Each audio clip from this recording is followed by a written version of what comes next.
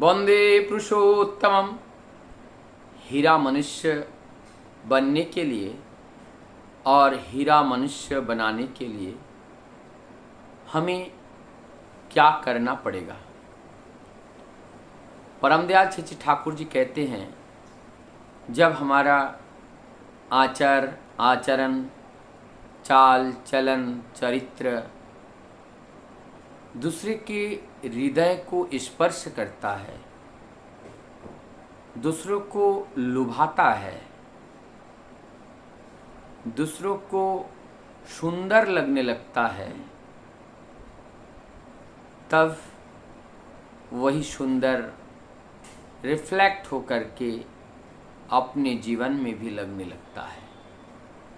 जब तक ना हम अपने आचार आचरण से लोगों को रिझा पाते हैं, प्रभु की बात को बता पाते हैं, साथ ही उन्हें सुना पाते हैं, और ये तब संभव है जब वो लोग हमें प्यार करें। लेकिन प्यार कब करेगा? जब हमारे आचरण के हर पंखुड़ी उनको लुभाएगा, उनको सूप देगा, तब जाकर के वो भी हमारे लिए कार्य करेगा, सोचेगा। हमें बुलाने पर, हमारी बुलावे पर वो लोग भाग के आएगा। ये सारी चीज़ होता है। लेकिन ऐसा आचरण से आचरित होने के लिए हमें भी कुछ करने की ज़रूरत है या नहीं?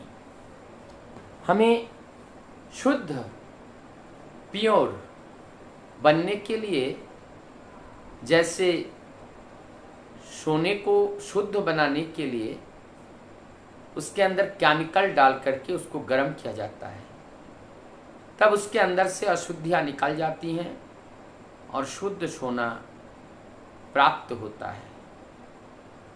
ये जो अग्नि है, अग्नि प्रवेश करके उसके अंदर के मैल को दूर करता है। और हमारे अंदर कौन सी अग्नि प्रवेश करेगा? ज्ञान रूपी अग्नि प्रवेश करेगा। और ज्ञान रूपी अग्नि जब प्रवेश करता है, उसी से हमारा अंदर का मैल जलकर राख हो जाता है और वो निकल जाता है, भस्म हो जाते हैं। परमदयाल श्री ठाकुर जी कहते हैं, अपने को किसी ना किसी नीति, नियम, विधि, विधान, संस्कार, संस्कृति के साथ जब हम बंध के रखते हैं, और वो संस्कार किसका होना चाहिए? परम पुरुष का संस्कार, वो हमारे आदर्श का संस्कार, संस्कार रूपी जो नियम है, उस नियम के साथ जब अपने को बांध देंगे और उस कसौटी में जब हम आएंगे, उस नीति नियम के अंतर्गत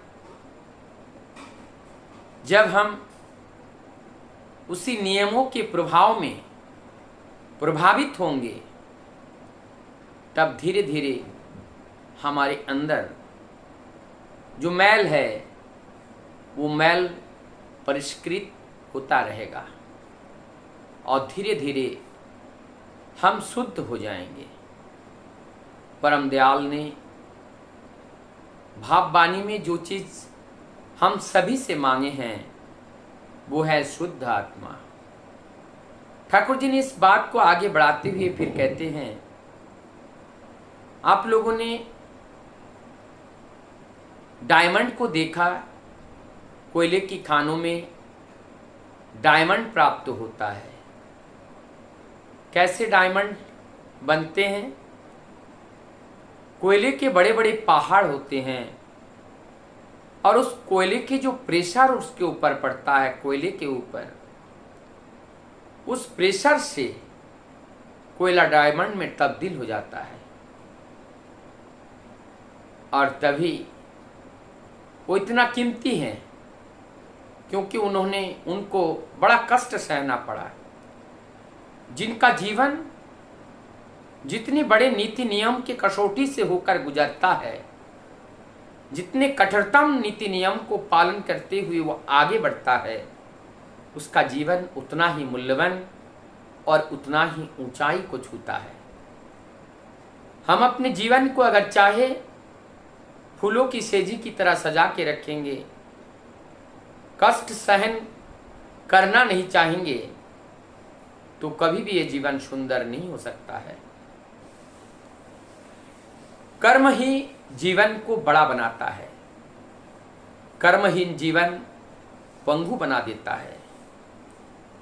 तो हमारे जीवन को कर्ममय बनाना है, आदर्श के कर्म के अनुसार अपने जीवन को चलाना है। जब ऐसे करने में हम सामर्थ्यवान होते हैं, दैनंदिन नित्य नैमित्त प्रभु के उस आचरण को हम अपने जीवन की शैली में बांध देते हैं। सहजता के साथ उस नियम को हंसते हुए पालन करते हुए जब अपने संपूर्ण जीवन उस संस्कार से के अंदर से जब गुजारते हैं, तब हम अपने आप को पाते हैं एक साधारण, एक सहज, एक मिठास, एक करुणा, एक दया, एक ममता के प्रतिबिंब की तरह दिखाई देता है। और वो सबके हृदय को छूता है, और केवल छूता नहीं, उन्हीं के हृदय में वो अपना स्थान भी बना लेता है। जब उन्हीं के हृदय में स्थान बनता है, उनके लिए किसी भी चीज का कोई अभाव नहीं होता है। परमपिता तभी आनंदित होते हैं, परमपिता तब जो है वो निश्चिंत हो पाते हैं कि हम एक दूसरे के साथ बंधे हुए हैं प्रेम प्रीति के डोर से, और हम लोगों को कोई भी शक्ति पराजय नहीं कर सकता है। अब हमें कोई डर और डरा नहीं सकता है, कोई बाहरी शक्ति हमें सता नहीं सकता है, क्योंकि हम अपने भाइयों के साथ एक साथ बांध करके चलना सीखा है। क्योंकि हम सब लोगों का जो आदर्श हैं वो एक हैं, और जब एक आदर्श के अनुसरण करते हुए उन्हीं के अनुगामी होते हैं, उनके प्रति प्रेम नौछावर करते हैं, तब हमारा जीवन सुंदर हो उठता है। वंदे पुरुष